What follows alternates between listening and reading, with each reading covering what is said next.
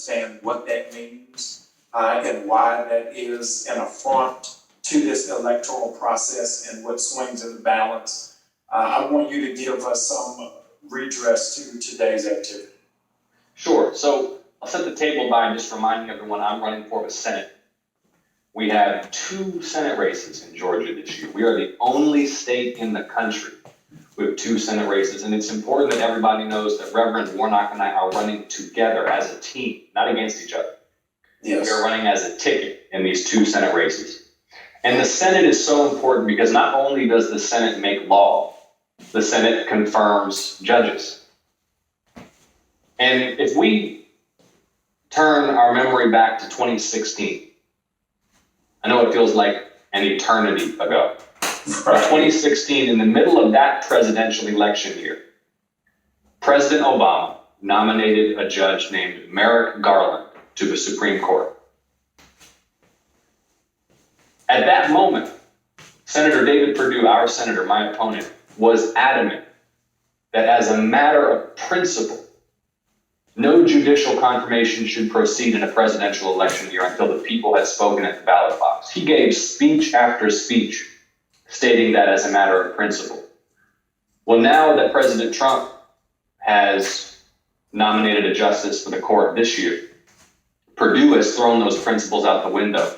They are rushing forward with this confirmation process, and here's why.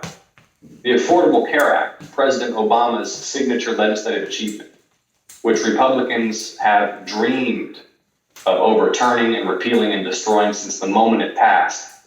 The Affordable Care Act will be considered by the Supreme Court just days after this election.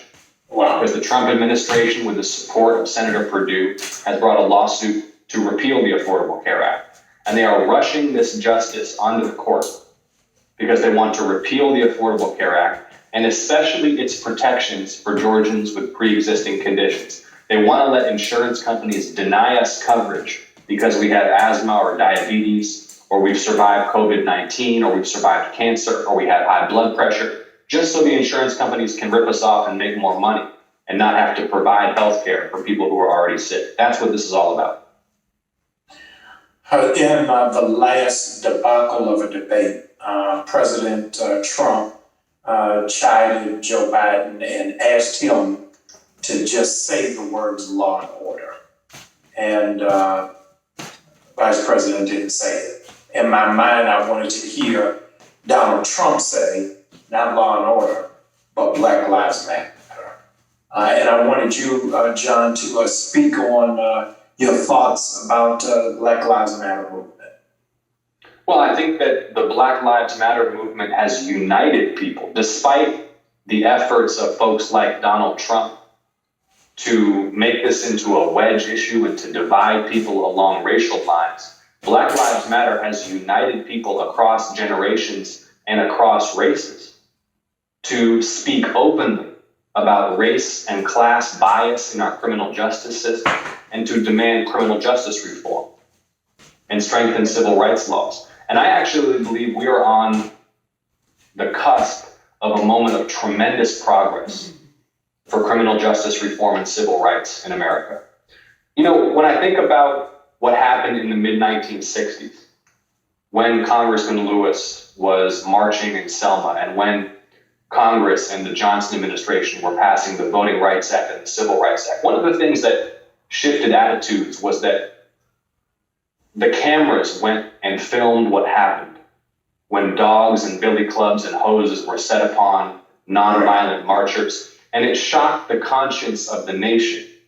And those white moderates in the North, the white moderates that Dr. King wrote of, who maybe would have preferred to ignore what was really going on, they couldn't ignore it anymore. And that helped build the political pressure to pass the Civil Rights Act and the Voting Rights Act. And now with the proliferation of camera phones, Right. all of the incidences of racism and brutality that are documented, I think similarly that for a lot of white folks, it can no longer be denied or ignored. You know, the 14th Amendment of the U.S. Constitution already protects and guarantees equal protection under the law. But that's so far from the reality in America today. When a young black man in Glenn County, Ahmaud Arbery, is out for a job, shot dead in the street in broad daylight on camera, and police and prosecutors look the other way, that makes a mockery of equal protection under the law. And I think that there is a multiracial, multi-generational coalition demanding reform of policing and criminal justice and strengthen civil rights laws. And I will champion those efforts in the Senate. I'm grateful. You know by now the inequitable impact that COVID has had on the African American community, not just directly because of health and the disease, but a lot of tributaries like food insecurity and businesses. The overwhelming majority, John, of Black businesses were declined financial support in this and are looking at an overwhelming rejection. I know that you sat and studied and were mentored by John Lewis, but another great Georgian was Maynard Jackson, who was laser focused that you really can't build unless you're building Black businesses. And I just want to, because New Birth is chock full of entrepreneurs and business owners, what would be your position as a senator in getting support for minority businesses? I will support policies that help build Black wealth and help Black families and businesses flourish and grow. Thank you. Equal access to capital, access to contracts, access to markets. You know, again, it's the fundamentals. And by ensuring that there is equitable access to those basics we were talking about earlier, housing, health, a living wage, education, equal justice, those are also the conditions for wealth creation. We want Black families to build generational wealth. That's right. To be able to invest in the prosperity of each generation, to be able to dream bigger and bigger each generation. That's why I'm championing debt-free tuition for HBCUs and public colleges. That's why I'm championing free access to vocational training. You know, for a lot of people making $9 or $11 an hour in the service sector or working gigs, to get that commercial driving license or that HVAC certificate or that welding certificate, that can be the ladder to the middle class. This is about creating opportunity. And we have to invest in Georgia's Black community so that Georgia's Black community can build wealth and invest in itself. And the number one issue for millennials and Gen Xers and a smattering of Z who can't even vote yet is about the reform of the criminal justice system.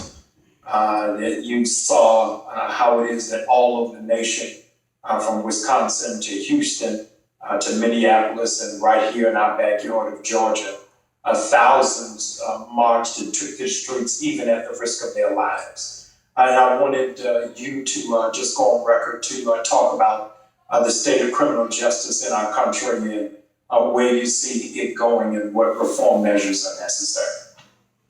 Well, those cases of profiling and brutality, while there have been some very high-profile cases this year that particularly captured the nation's attention, contrary to what my opponent says, these are not isolated incidents. This is a systemic problem that is rooted in centuries of history and dehumanization and exploitation. And so the only remedies are systemic remedies, and that means systemic reform. So let's put some specifics on that. Criminal justice reform must mean national standards for the use of force by law enforcement.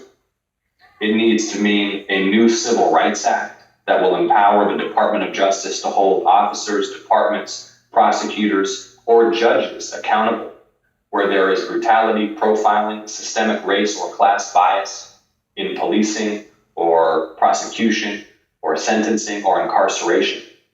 We need prison reform and sentencing reform to bring conditions of incarceration up to humane standards, to give people a fighting chance at rehabilitation and recovery, rather than plunging people into deeper and deeper darkness and further criminalizing people through incarceration.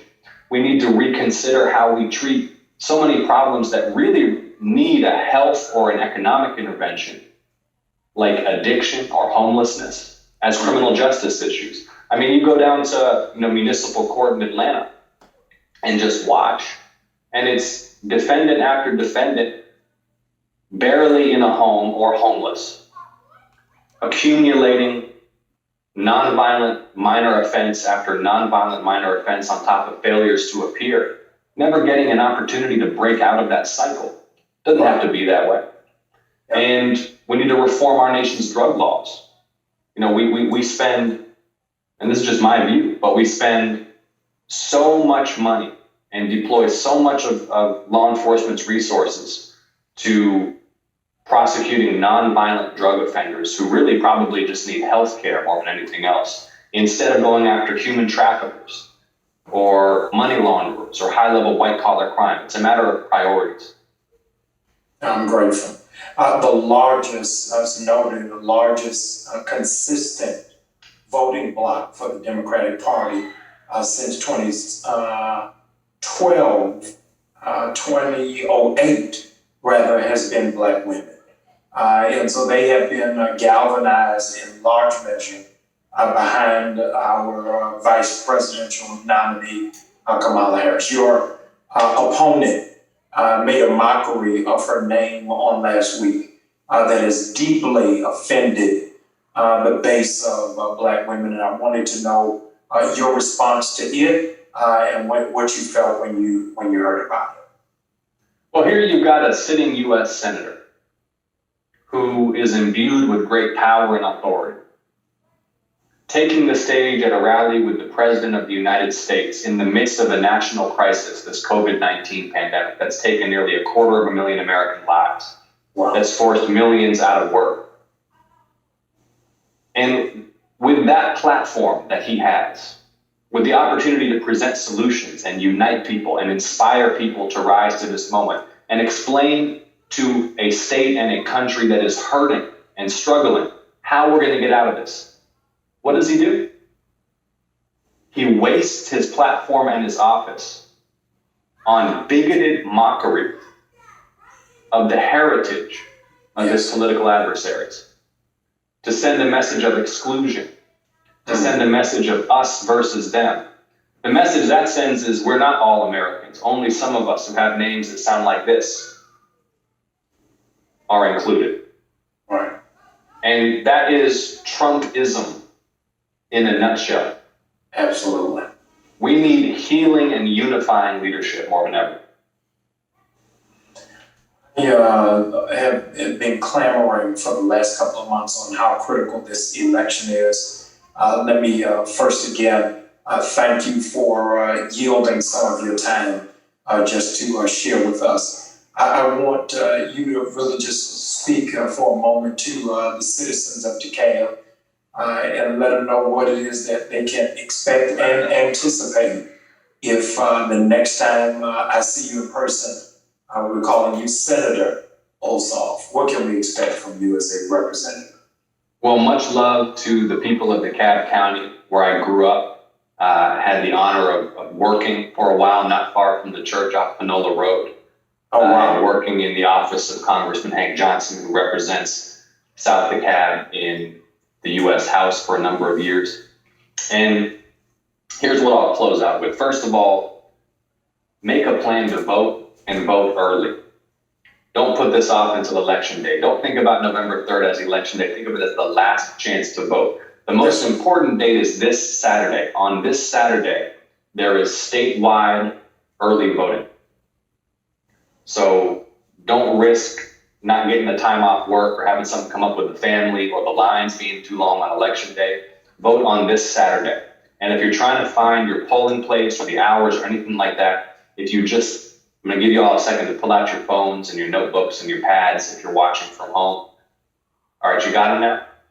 All right. So you text VOTE to 51015.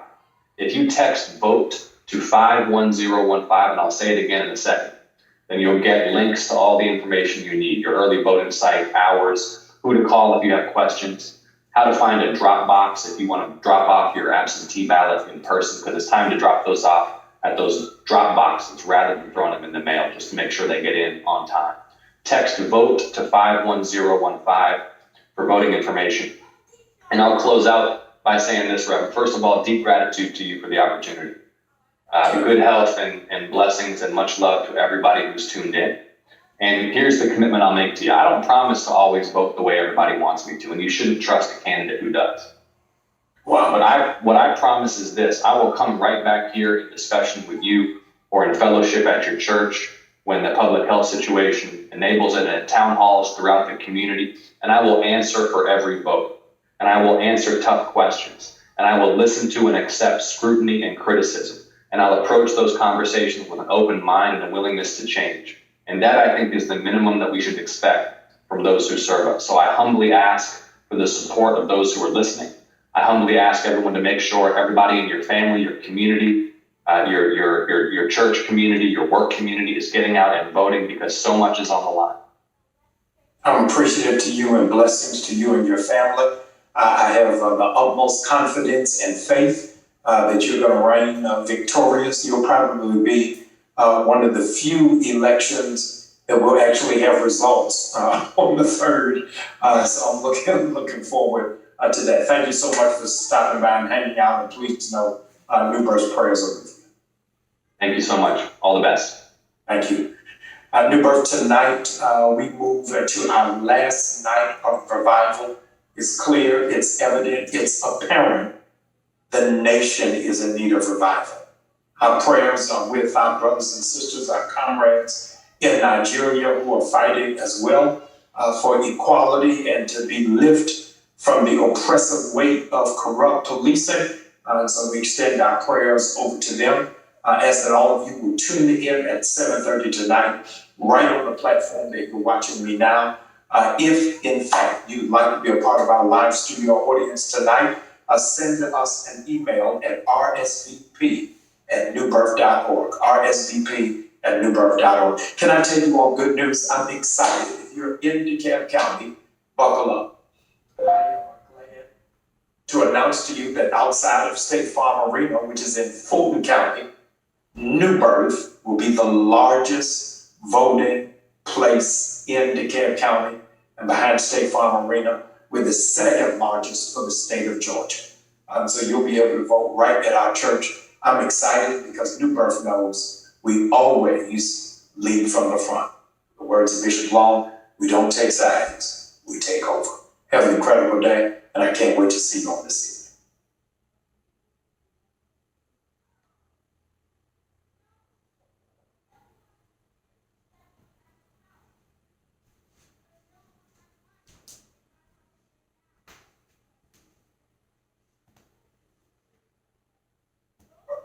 I'm excited.